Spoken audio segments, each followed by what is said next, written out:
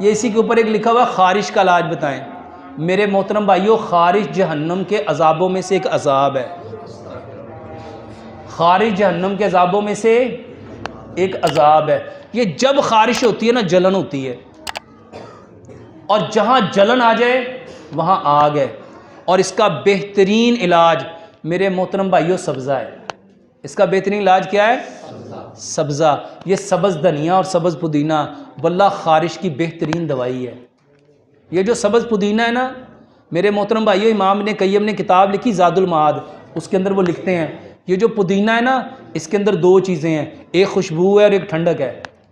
ایک خوشبو اور ایک، جہاں خوشبو اور ٹھنڈک ہوتی ہے وہاں شیطان ٹھہر نہیں سکتا، وہاں پہ شیطان ٹھہر نہیں سکتا. اور میرے محترم بھائیو، ہمارے جسم میں شیطان کیسے گردش کرتا ہے؟ جیسے نالیوں میں خون، جیسے نالیوں میں. اور یہ بتانے والے کون ہیں؟ پیارے پیغمبر جناب محمد صلی اللہ علیہ وآلہ وسلم. میرے بھائیو، بدقسمتی ہماری ہے، ہم نے ان چیزوں کو کبھی اسلام سے سمجھنے کی کوشش ہی.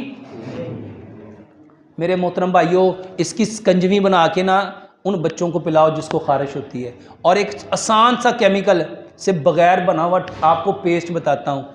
کیلا لو، کیلا اور اس کے اندر ناریل کا تیل برابر مقدار میں ملاؤ. جہاں خارش ہے، جہاں تدری ہے، چنبل ہے، میرے محترم بھائیو وہاں پہ لگاؤ، واللہ یہ بہترین علاج ہے.